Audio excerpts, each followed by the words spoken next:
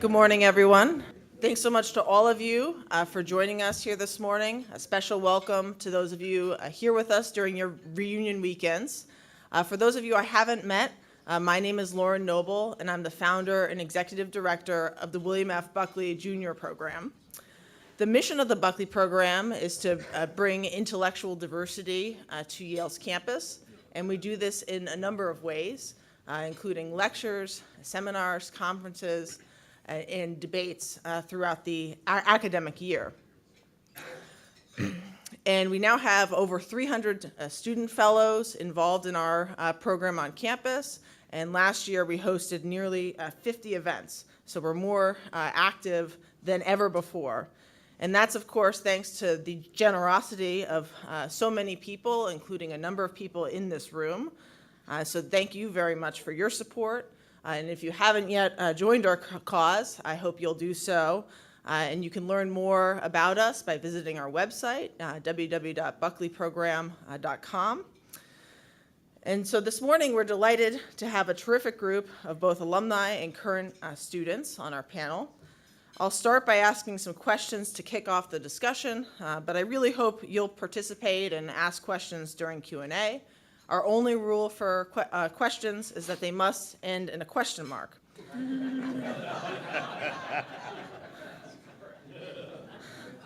Now, please also note that this event is being recorded. So to introduce our panel, John Spagnola graduated from Yale in 1979. He played professional football for 11 seasons, including 9 with the Philadelphia Eagles, and 1 year each with the Green Bay Packers and Seattle Seahawks. After his playing days ended, John pursued a career in broadcasting, working for ABC Sports. He also started an investment consulting business and now serves as managing director at the PFM Group. We're especially delighted to have John on the Buckley Program's board of directors. Next to John, we have Weaver Lilley, who is a rising junior at Yale studying history. He serves on the student board of the Buckley Program. Weaver is also involved in the Yale Political Union, working on political campaigns and programs examining the Israeli-Palestinian conflict. Next to Weaver, we have Jake Fischer, who's a rising senior Eli Whitney student at Yale and an Army veteran. He studies global affairs and hopes to attend law school. In addition to serving on the student board of the Buckley Program, he assists veterans with the transition to college through the nonprofit Service to School, and also competes on the Model UN team. And next to Jake, we have Elizabeth Henry, who graduated from Yale in 2014. She was one of the first student fellows of the Buckley Program during her time here on campus. And she currently serves as the Director of Administration and Health Policy Advisor to Senator Cindy Hyde-Smith. Last fall, she began the part-time JD program at Georgetown Law School. So please join me in giving a warm welcome to our panel. So just to get the discussion going, I'll start by asking, John and Elizabeth, how would you describe the state of free speech and the overall intellectual climate on campus during your time as an undergraduate, and how, if at all, do you sense it's changed in the years since? And Jake and Weaver, can you tell us a little bit about the climate on campus now in your experience? Do you want me to start, Elizabeth? Okay, thank you. Good morning, everybody, and thanks for being with us. Lauren, thanks for putting together another great forum here on campus. Lauren started the Buckley Foundation years ago and single-handedly moved our program to something that was just maybe a little bit of a gnat on the backside of an animal, if you will, to a real force on campus. And she deserves a lot of credit for getting this program, the visibility, the financing it's received, and the number of wonderful forums and panels, discussions, and things like that on campus over the years. So I'm proud to be with you, and great job. So I was thinking back of when I joined Yale back in 1975, and so it was sort of an interesting time in our country's history. If you'll recall, Nixon had just been forced out of office or resigned from office in disgrace. Post-Watergate, Gerald Ford was our president. Let me see, Bruce Springsteen was on the cover of Newsweek and Time magazine for Born to Run. And we, as a freshman, I wandered on the campus here from Bethlehem Catholic High School, wide-eyed, not very versed in the world or anything like that, and listened to Kingman Brewster, our president, who told us to look below the bottom line and enjoy the privilege of doubt. So it was with that opening address by our president at the school that sort of we went on our way to the various classrooms and learned what we did learn over the following 4 or 5 years at Yale. It took me 5 years, by the way, not 4. But as I look back on those times, first of all, it was an adjustment for me coming from my background, which I embraced because it elevated my thought intellectually and challenged me. But as I recall, the discussion groups, the readings, the discussion groups, there was wonderful insight, wonderful perspective, wonderful diversity of the ideas that was driven by the backgrounds, the cultural experiences, the geographic diversity, ethnic diversity in our class. And coming from a sort of homogeneous background, Catholic high school in a industrial town of Bethlehem, it really opened up my eyes and my mind to a whole new world. And I felt that my education was really beginning, and I fully embraced what Yale had to offer. At no time in the classroom was anybody offended by an idea, or at no time did anybody come into a classroom predisposed to be offended by an idea. It was just, discussions were respectful, they were thoughtful, everybody was considerate of the environment and the people in the class, their peers, but at no time did I ever feel threatened about what I said or felt that I was hurting somebody's feelings or anything like that, or at any time did I ever feel there was an agenda about people were going to get offended or whatever else. And from looking somewhat afar at the school and sort of what has transpired over the years, I feel for Jake and Weaver especially as current students, because I've seen the surveys, and I know that it's like 57% or so of the students will not say what they think in the classroom for fear of retribution. I mean, and that's a staggering number, because this is the last place in the world, any college campus is the last place in the world where one would think you're intimidated or you can't say what you think. And so that saddens me greatly. And I was talking to a couple classmates of mine, and as we're going through our 40th reunion and getting hit up by the class representative for fundraising and asking for dollars to Yale, basically we've all said this is the last place I would spend $1. I'll send money to the Yale football team because that's something I believe in about this institution. But other than that, I can't endorse what's going on right now. And I think the Buckley Foundation, we started out sort of poking the school in the eye a little bit, and now we're sort of maybe jabbing them in the chest, and maybe we'll eventually get to a roundhouse or something like that. But we're getting there. We really are, and it's because of events like this and the hard work of Lauren and the hard work of these students who actually, I respect the current students, because I'm sure you're vilified or ostracized to some extent once you sign up and sort of announce to your classmates that you embrace conservative thinking. So I'll stop there because I'm anxious to hear more what the current state of affairs are. But again, thank you for being here this morning. I think I'll start by telling y'all a story of what happened when they had the 10th anniversary of 9/11 ceremony here my sophomore year. There were students in my class whose parents died in 9/11. It's a very important day, and they had a big event on cross campus. And not a single thing about it was patriotic. There was no Pledge of Allegiance. There was no national anthem. There was no flag. There was no prayer for the people who died. All there was Rick Levin, the president of Yale, who gave a speech and said that the reason that the terrorists attacked America on 9/11 was because they claimed to know the truth. And if we want to prevent such attacks in the future, we need to admit there is no truth and be fine with that. And I feel like that was so much of the experience that I had at Yale, is that so many of the professors just thought there was no objective truth. But at the same time, I found that professors were, because of that, very open to students with diverging opinions, because if there's no truth, there's no wrong opinion. So I found in class, the professors honestly enjoyed having outspoken conservative students, was my experience. I found the students and the administration, on the other hand, perhaps did not feel that same way. I was very active in the Yale College Republicans and was up to all sorts of hijinks with that, and would get called to meet with the chief of the Yale police about what we were up to. I can't imagine the president of the Democrats got called to meet with the chief of the police. And there were plenty of students who really respected me and learned from me, and there were plenty of students who thought I was a bigot and backwards and didn't deserve to be at Yale.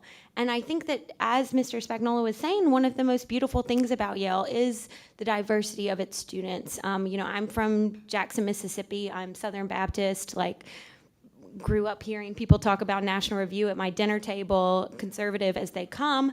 And I think it's great that there were people at Yale who disagreed with me. And I think it's very unfortunate that there are plenty on the other side who don't think it's a good thing that there are people like me at Yale. And I'll say, I think the thing that was the big issue when I was a student, that was during the time of Deke fraternity being challenged, of the rape culture Title IX lawsuit at Yale. And so really the main topic that was totally off the board was discussing sexual assault, sexual harassment. And I think it may have changed. I think maybe now race may be a bigger issue at Yale, but during my time at Yale, that very much was. I remember, I think anyone who survived sexual assault is a hero, and I think that's not to be discounted. But I think even to claim that, there should be some sort of evidence that maybe these jungle courts the Obama administration was setting up weren't a good idea was to be terrible. Students thought that was the craziest thing they'd ever heard in their life. So that was the main issue, where students even were very judgmental when I was a student. So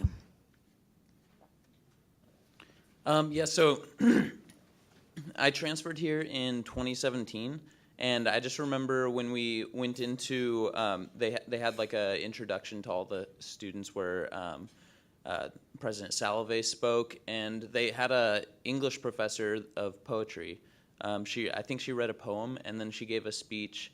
And in her speech, she said, and it was very clear she was talking about the Trump administration. She said that there's people with ideas that we've already decided, we've had these debates, and these ideas are wrong. We don't need to engage with them.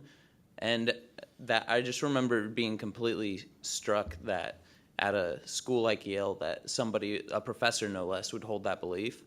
Luckily, during my time here, I haven't experienced any professors like that, partially because I haven't taken any classes in the English department, I assume. But I kind of had the same experience where all the professors were very happy to have interesting discussions. They encouraged people to share their beliefs. I've had classes with a professor that is very, very strongly against the Trump administration and speaks out publicly quite often, and I've said things in class that were directly opposite of what they believed, and I never faced any backlash.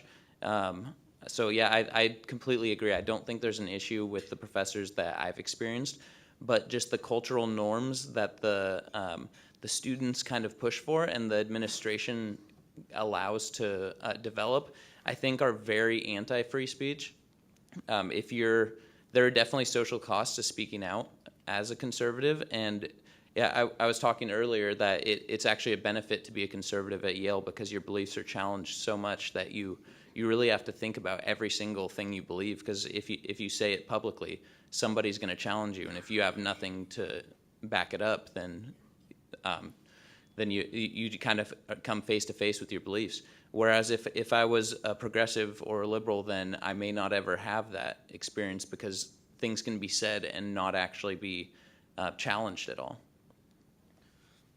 So I think I think Jake and Elizabeth are actually pretty spot on when they talk about the professors. I've had professors in class who are very left-wing. I haven't faced any retribution for stuff I said. And I don't mind having professors who are very left-wing. I think I'd actually prefer professors when it comes to like a, when you're discussing a subject that naturally will bring about opinions. I think it's good to have a professor who will express their opinions and not hide behind like a false sense of neutrality. But I think it's obviously important that the professor allows students who have diverging viewpoints to express those, and I think that's largely been the case. I'd just like to stress one fact, though, that Lauren said that I think is pretty revealing. So we have 300 student fellows in the Buckley program. The student fellows are students who have applied and gotten in and then can attend any of our public or private events. So we are, I believe we still are the largest undergraduate organization on campus in terms of number of students.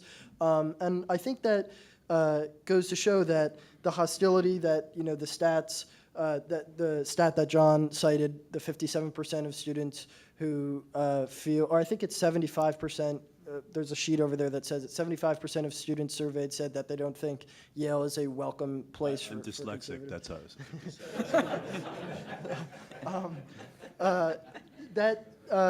That's not because there's like an overwhelming number of students who are going to go out of their way to make it a difficult place for all sorts of political viewpoints to be heard. I think because the Buckley program is so large and so many students are actually interested in hearing speakers from across the aisle, it shows that the hostility, the perceived hostility, is from actually a small minority of students who are very, very vocal.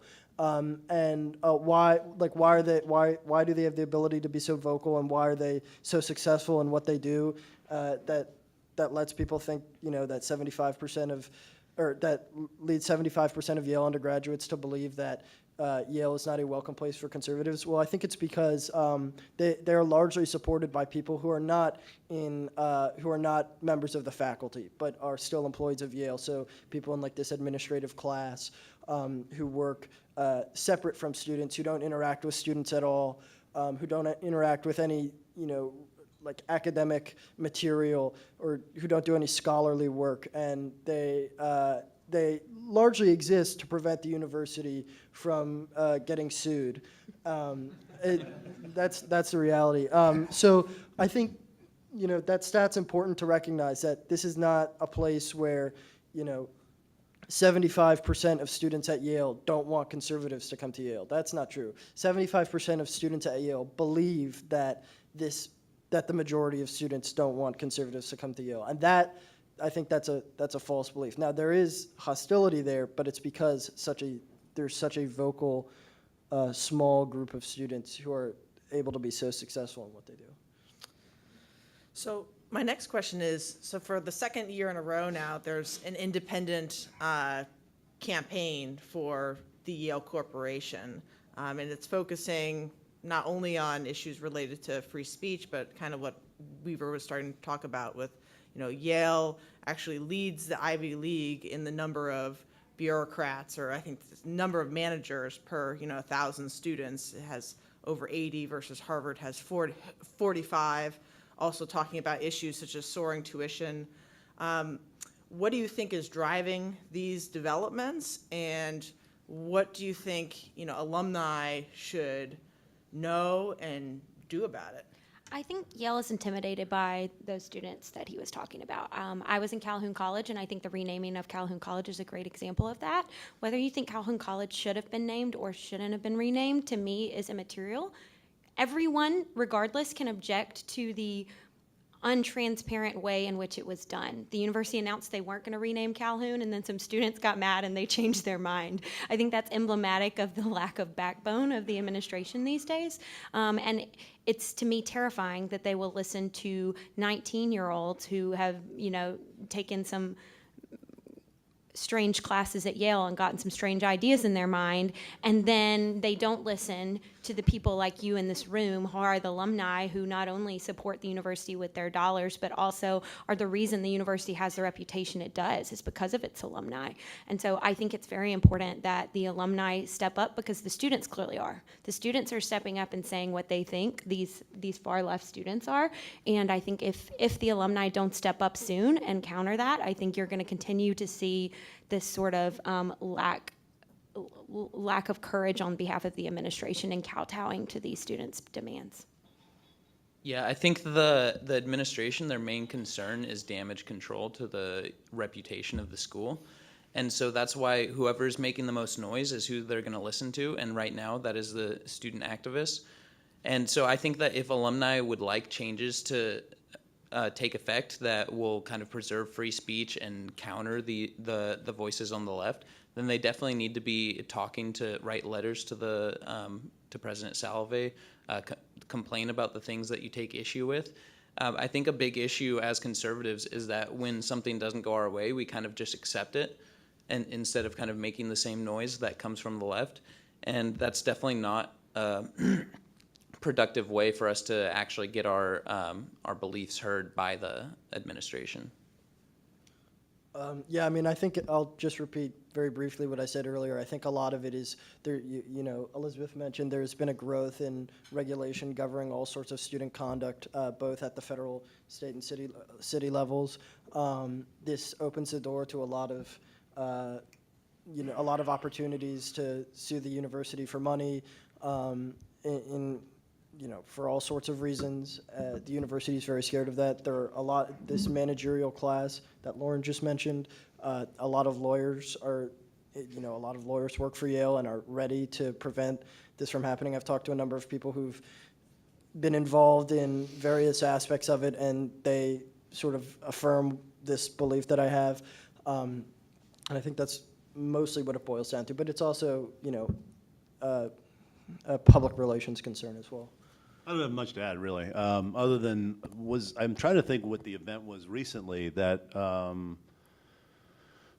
precipitated Salve adding like $50 million to sort of another layer of bureaucracy at the Yale faculty level. I'm trying to think if there was a particular incident, but it seems like that's the answer to everything. If we have a problem, we just add more layers. Nobody's really actually connecting with the students, and we all know that most of the teaching is done by grad students anyway at these universities who are very poorly paid, but they keep adding to the bureaucracy, the layers and layers of various experts in various fields. So that to me is sort of endemic across the whole academic spectrum. So questions from the audience? I'll come around with the mic, but raise your hand. Any questions? Hold on one second. It actually doesn't end with a question mark. So.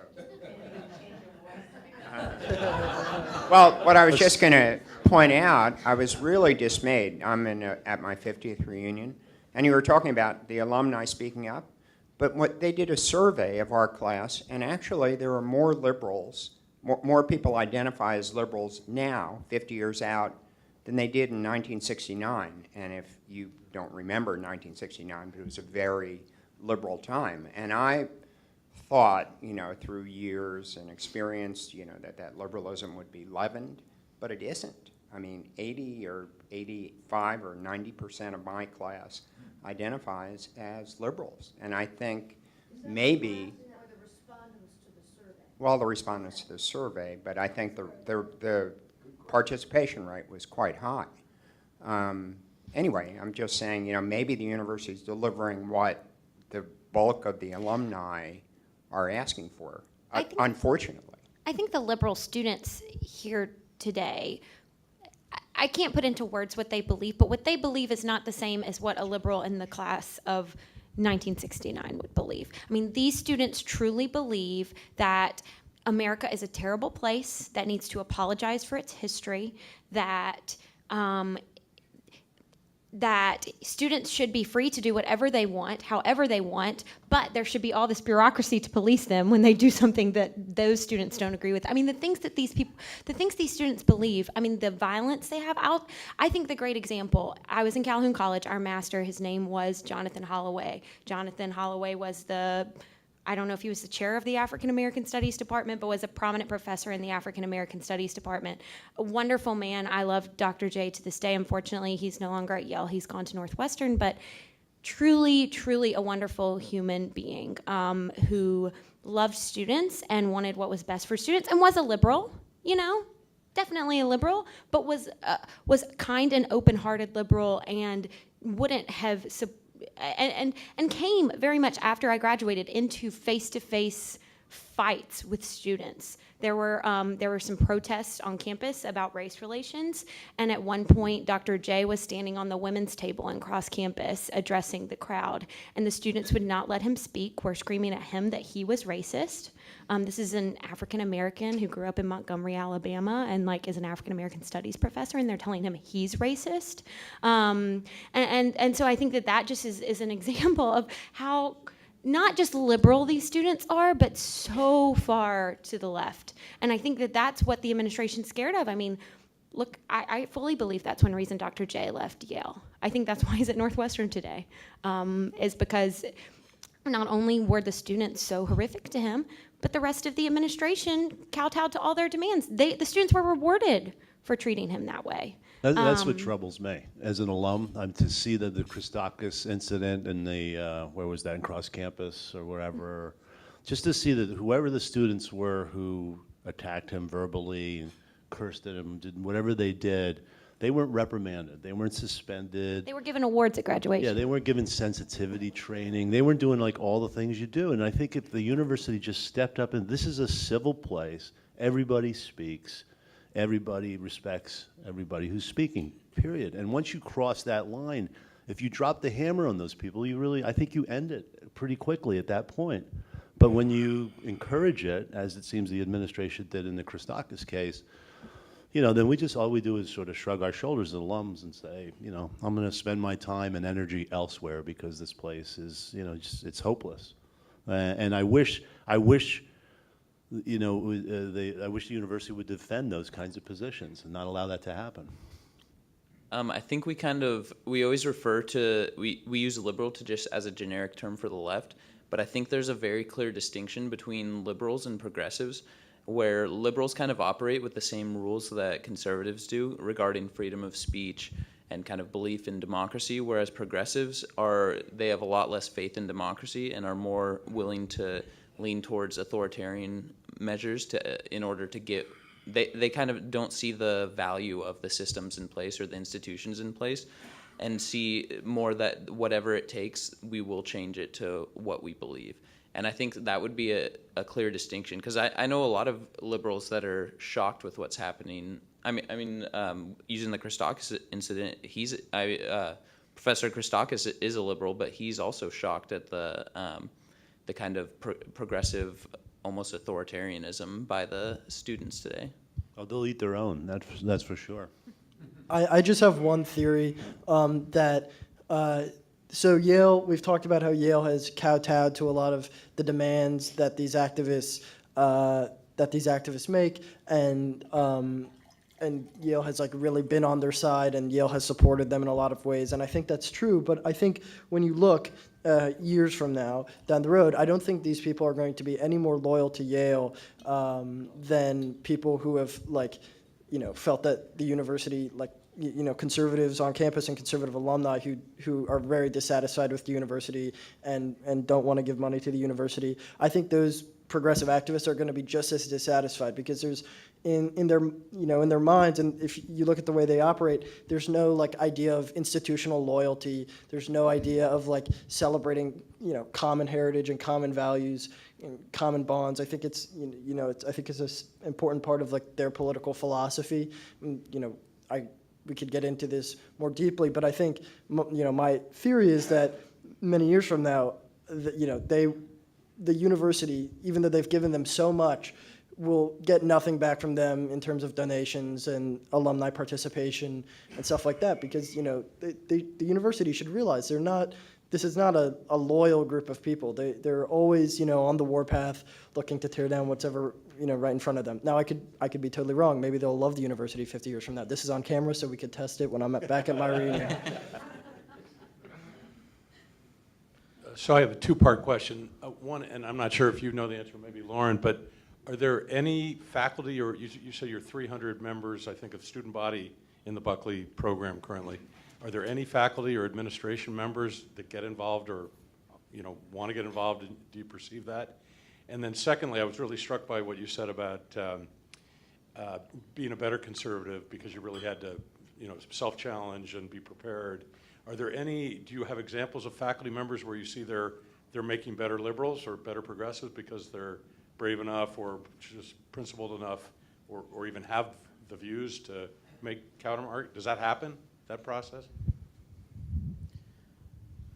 In regards to the second question, I do think there are a lot of professors that kind of challenge people, especially usually the classes are taught by professors, and then you'll have a smaller discussion section with either a grad student TA, and a lot of times they'll push back too, especially I'm studying global affairs, and a lot of the TAs so the graduate students in global affairs, they're really good in those sections at pushing back on people's beliefs, whatever they are. So if I say something, they're going to push back just to check that people actually do have reasoning behind those beliefs and that they're not just saying whatever they think will sound good. And so I've been in a lot of classes where they'll kind of push back on people. It's more in regards to the students that, I mean, if you look at the YDN, Weaver and I were talking about this morning, but if there's a conservative article, usually it's been checked thoroughly. They've probably checked it 1,000,000 times to not embarrass themselves because they know they're going to get an intense backlash.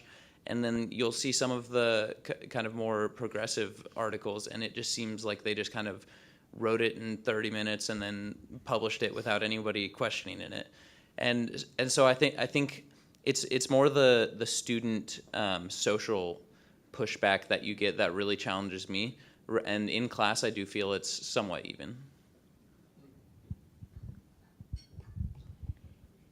I'm wondering how widespread the awareness of the Woodward report is, and to what extent are its recommendations and policies practiced? I think Buckley's program students know what it is. I bet other students don't.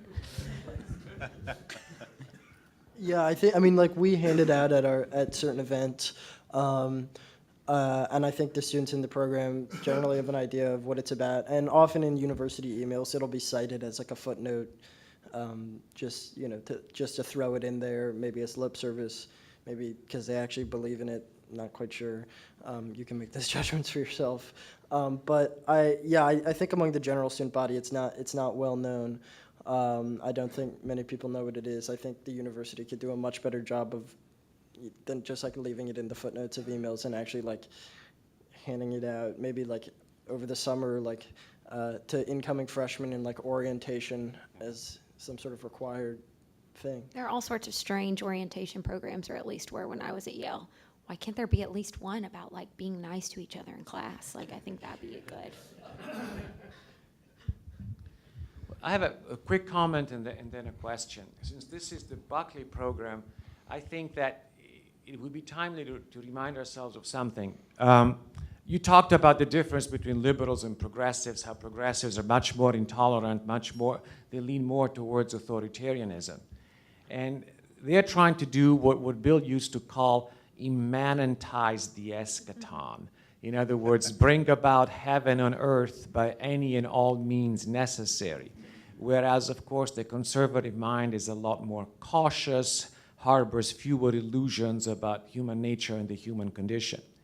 So, but my question is this. I teach at a small liberal arts college, and we're experiencing similar problems on a smaller scale, however, still couched under a veneer of Midwestern politeness.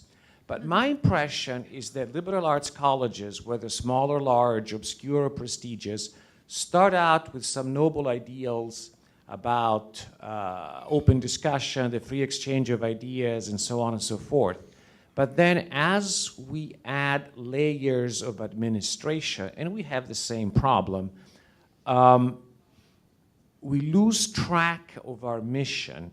We give lip service to it at graduation speeches, but the day-to-day reality is survival, perpetuating the institution while losing sight of the ideals that drove it.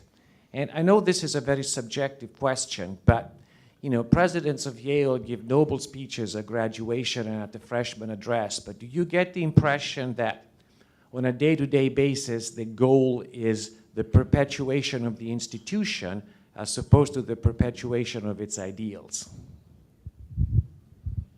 I'd agree with that. Isn't the motto of Yale light and truth? Do you think what goes on a day-to-day basis at the administration level is promoting light and truth? Like, no.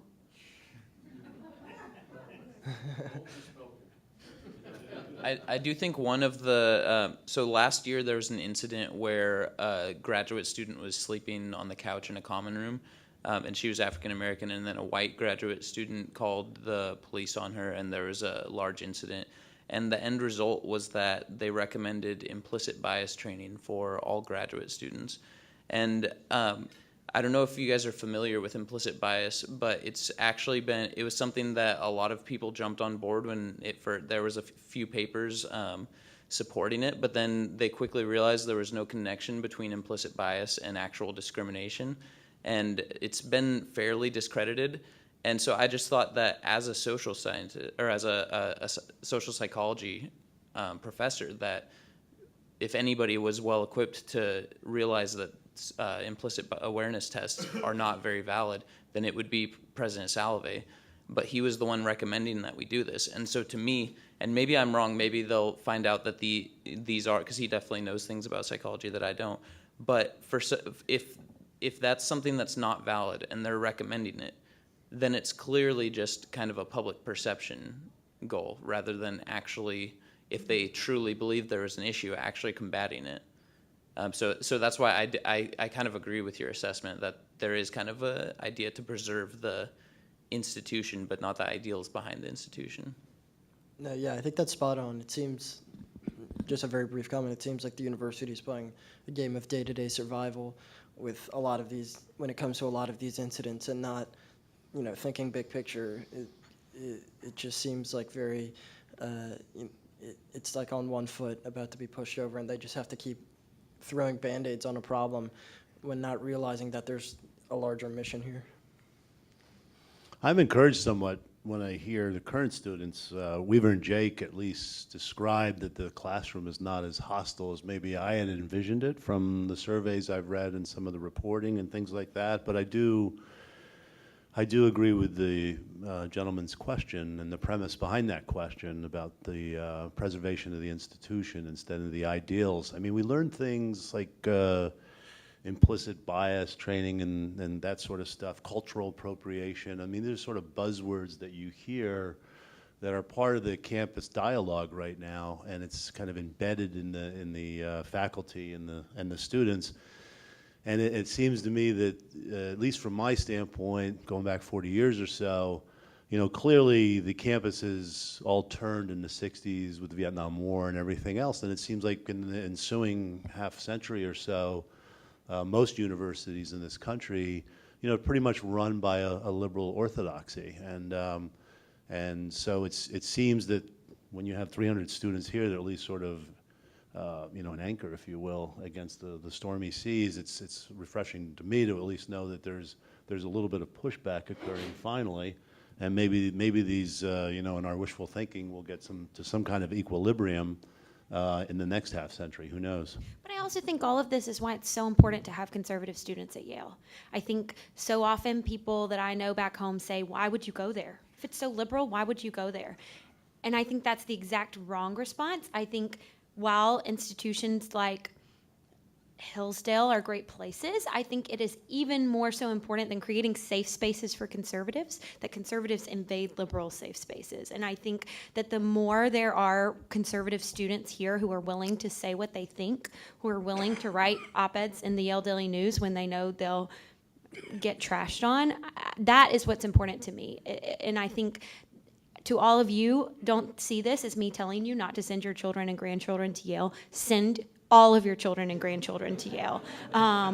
Because I think a great example, I was in a sorority here, and our sorority's national philanthropy was literacy. But amidst all of this talk of Title IX and women's empowerment, a good portion of the girls wanted to change, and now for all of our fundraising money to go to Planned Parenthood.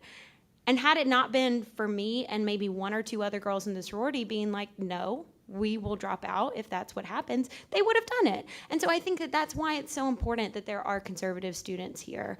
And I don't want our criticism of the university to be a lack of loyalty to the institution. I love Yale. People in my Senate office where I work now make fun of me about how much I love Yale. I think Yale is, despite its flaws, a beautiful, wonderful place. Just like I think America, despite its flaws, is a beautiful, wonderful place. And so I just want to make that clarification. Please send your children here. Maybe don't send your money, but send your children. Provided they let legacies in.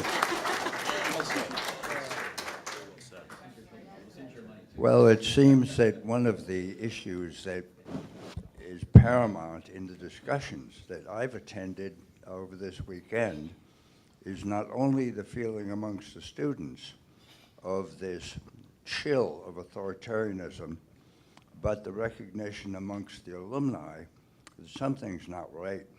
And what it seems to boil down to is a crisis of leadership.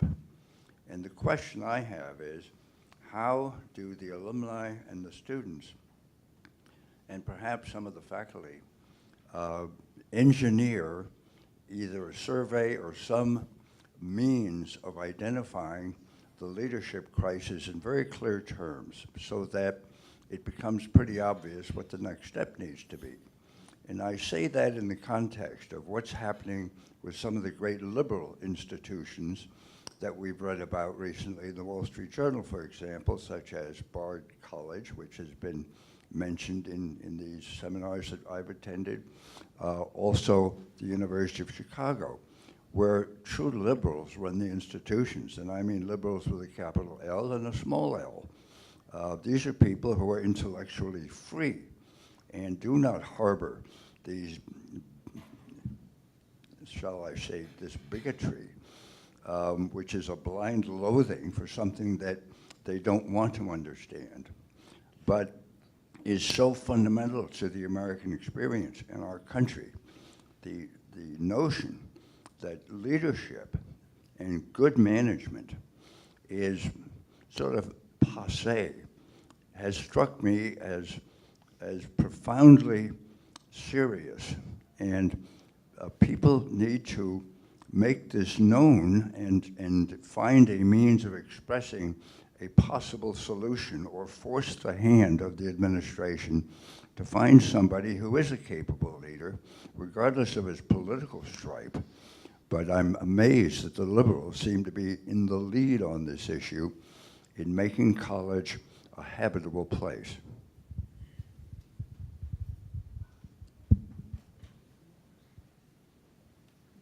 I think there was a question in there somewhere, but the so I think your comment earlier about a crisis of leadership, I think is spot on, and I'm curious to see how the current students look at this. I mean, I felt like maybe the nadir of lack of free speech or whatever you want to call it may have occurred during the Levin administration, and I feel that.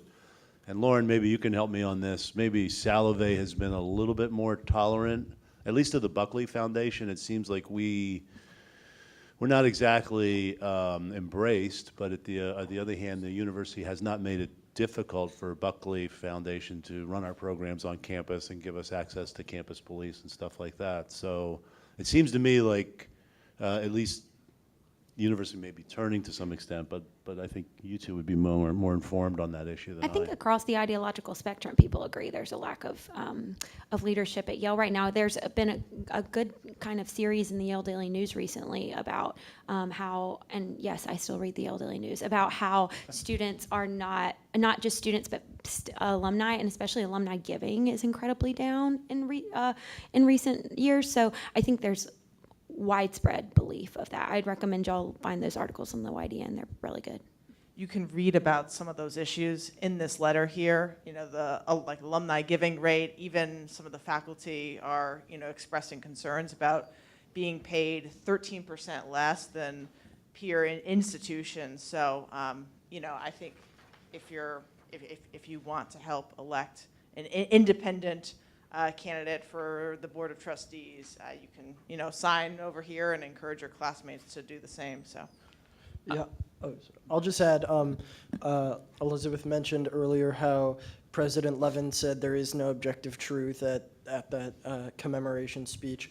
I think that that sort of thinking in the minds of leaders leads to this incredible unpopularity of the president and the administration, because when you have leaders who are unwilling to take a side on anything and go back and forth and create a committee to make a decision, nobody's going to be happy, right? Such a process and such a lack of, you know, objective thinking and decision making is terrible leadership. And I think, you know, they've done it maybe out of a desire to seem nice and even-handed and fair, but I think to a certain extent at a place like Yale, where people are, you know, people think that they're really smart and they're really right, and they always have the right ideas. You just have to be a bit of a strong man when you're leading an institution like this, one way or another, because otherwise you're just, no one's going to like you. The idea that there's no objective right answer to a problem has led to this crisis of management and crisis of decision making that we've talked about, and I think we're seeing the effects of it. I'm not very involved with kind of lobbying the administration or anything, but for the picture that I get from the YDN articles about the administration is that the president position is they're almost overly focused on fundraising and attracting large donors. And I don't know if that maybe has become more of a priority in choosing who becomes president, is ensuring that there's somebody that can talk donors into giving lots of money. And so maybe that is something that's detracting from focusing on the characteristics of a leader. And maybe that's something that needs to be separated, have somebody that handles the donations and somebody that handles running the university. I think in terms of a solution, definitely getting more involved with things like the Board of Trustees, and continuing to make sure that the president hears your voice, because I do think there is a lot of value that could be found in making sure that we complain about the things that we don't like, and that they're forced to find a balance rather than just listening to the one side that complains and going with whatever they want.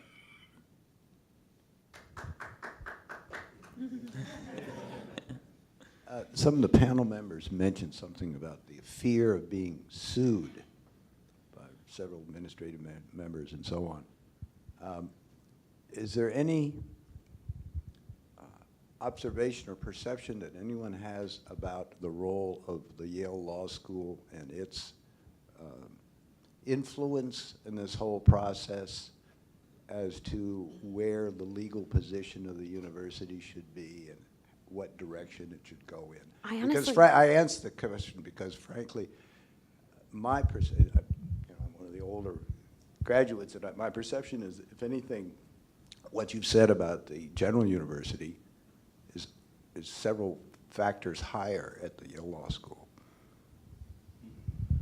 And I think it's definitely true from what I've heard from a few friends at the law school that the law school is this real, I guess you could say, hotbed of political recklessness. Yeah.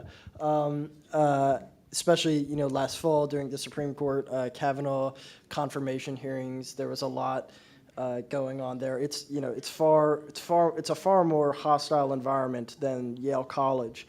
Now, the connection between the law school and the university's fear of getting sued, there must be. It's an interesting observation. There must be something there, between the thinking of the professors on that faculty and the administration's position, and their actions as a whole. I'm not quite sure what it is, but it's interesting, yeah. I mean, Yale was sued when I was here, right? So the Title IX lawsuit was taking place while I was a student here. It was instigated by far left students who thought that Yale was not a welcoming place for women. And I'll just tell you from my personal experience, if you think Yale is not a welcoming place for women, good luck in the rest of the world. Because I think Yale is the most welcoming place in America for women. So I think it's not false, right? Like Yale has been sued. Now I think it's seeing suits from the other side. I think some of the individuals who've been caught up in these kangaroo courts are now suing Yale because of violations of their rights. But I think it's not just the fear of lawsuits. I think it's also just the fear of bad press, period. And I think lawsuits are one way you get bad press. But I think, all the headlines in every major newspaper in America over what happened with all the Professor Christakis, riots on campus, all that kind of thing, I think Yale's very afraid of that too, even if there's no associated lawsuit. How did the lawsuit, I didn't follow everything closely, the lawsuit with the basketball player who wound up I think not it's still playing? going Is that still on. going on? I don't know. Okay. Yeah, I'm curious to see that. Yeah, it's one of the students who filed a lawsuit after having been involved in a Title IX suit. Well, academia can be a very isolating place. And Laura, your example is a good one in terms of what happened, obviously, Professor Holloway, your example that you brought up. And I think many people take that for granted. I think the assumption is that academic freedom applies for just about anybody who's a professor or faculty member. But when you are oftentimes, especially an individualist, which is oftentimes the case in ideological perspectives, whether it's conservative libertarianism, how can you find better pathways between students and faculty members to say, okay, look, here's a point, here's a perspective, we need to work together on this. So you don't have professors who are feeling isolated, like the one you had mentioned. I'm fortunate, at least to some degree, being at Southern as a professor, that a lot of my students tend to corral in my office. They jokingly call it the safe space for, for conservatives and libertarians and Republicans. But I wonder for you all as students, is there a way to kind of develop or nurture organically that kind of relationship and develop a space and a place to do a similar thing here so that faculty members can be a part of this academic freedom and trying to make certain that these voices and concerns are being known and recognized in the classroom? Yeah, I mean, I think a lot of it's a great question. I think a lot of the professors definitely fear some sort of retaliation from the student body or from their supervisors to not, be, the conservative professors to not be like too open and too upfront about their opinions, and therefore they won't take positions of leadership, whether in their department or in a residential college or something like that.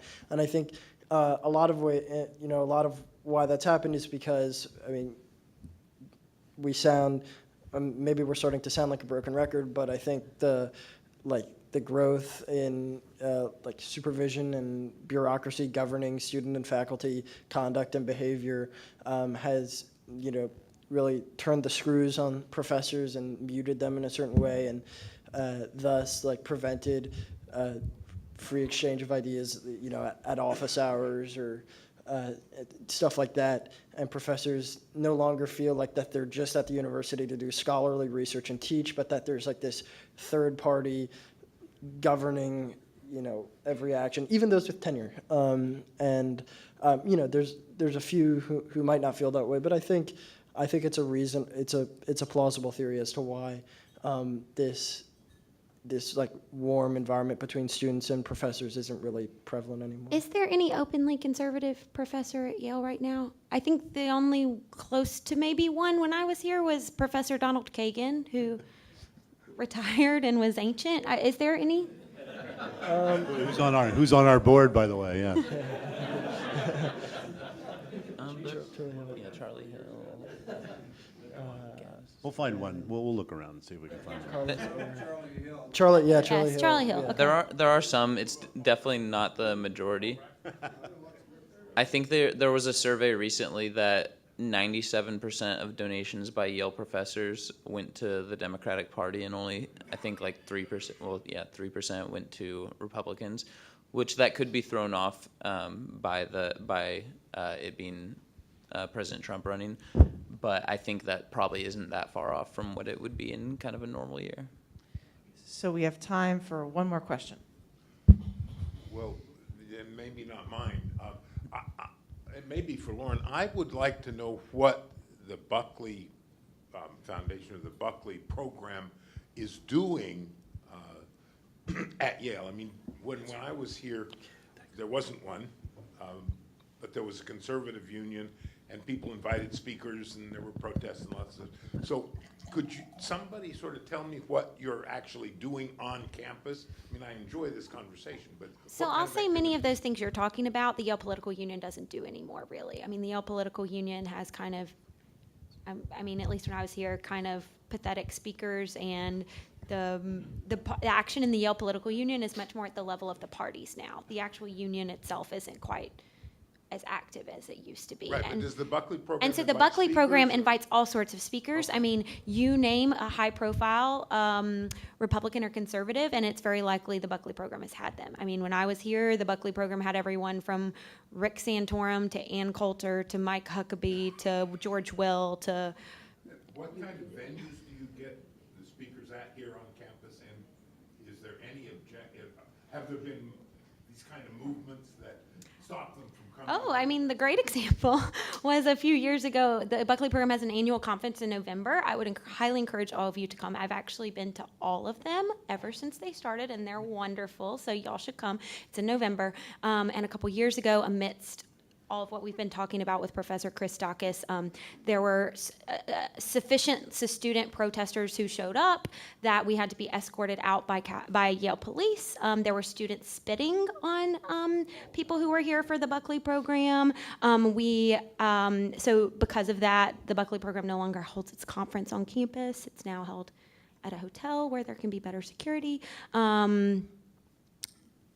But I mean, yes, there's very much pushback against the Buckley program. I wouldn't say in general, but I would say certain events. That event was particularly about free speech, and free speech is controversial among these folks, in case you haven't gotten that point. So, We have an event almost every week, sometimes multiple times a week. So, we have lectures, seminars, debates, you name it. We even host an annual disinvitation dinner for a speaker who's been disinvited. You can learn about it, yeah, for sure. Anything else you want to add, Weaver and Jake and John? No, yeah, I guess most of the information's in that packet, but yeah, like Lauren said, weekly events that are smaller, and then like larger events throughout the semester, like big speakers, stuff in New York. We sponsor internships. We have like 3-day seminars with a professor on philosophy or political philosophy or politics, stuff like that. I think one of the biggest benefits is that when you start going to these events regularly, you see the same people at a lot of them, and you kind of realize, okay, these are people that I can speak my mind around. I can debate with them, and they're not going to write down something I said and try to hold it against me later. And it really, even not everyone, in fact, I would say that there's a pretty healthy amount of people within the Buckley program that would consider themselves Democrats or liberal. But you know that by the basis of them coming to these debates and wanting to hear these other ideas, that you know that they believe in free speech and that they believe in open debate, and you can share your opinions with them, and they will argue with you, but at the end of the day, they won't morally condemn you, and they'll come to an understanding that, okay, that's what you believe, this is what I believe. I disagree with you still, but we can still be friends. and you all have probably seen it, I think there are a couple examples at Yale, but especially at other universities, when conservative speakers do come to campus, there are enormous security costs associated with that. And I think that so many of the other student organizations just can't host conservatives because it's much more expensive to host a prominent conservative than to host a prominent Democrat on college campuses today. And so I would just say that's another benefit of the Buckley program. Most student organizations are kind of cash strapped, and the Buckley program has the benefit of generous donors who help support making it possible not only for these speakers to come speak to a wide range of students, but also generally there'll be a public event, and then there'll be like dinner with like 10 students with the speaker as well. And it's just really, truly remarkable in what a university should be. And I'm grateful that the Buckley program was founded my freshman year such that I did have that experience while I was at Yale. And it really enriched my experience for sure. So I would just like to close by saying, first of all, I think as alums, you're all concerned about the institution that made and changed our lives and made us the people we are today. So I appreciate you're all coming here. I have to say that if we're, I'm somewhat heartened when I'm in the the presence of Weaver and Jake, who are current students here now, because I feel like there are people at this school and they do get it, and they're thoughtful, and they're going to fight the good fight. And Elizabeth, who's a recent graduate as well. So I'm heartened to know that they're here, and maybe it's not as bad as we are led to believe to some extent. And then the second thing I'd like to say is I'd like to dispel a vicious rumor about myself, and that's my parents did not bribe the synchronized swimming coach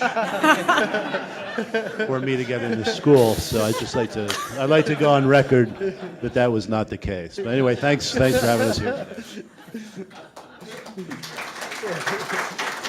I was ready for someone to make a joke. Well, I want to thank all of you for coming. To have watched John play football at Yale, and John, it's delightful to have you. Thank you. Thank you very much.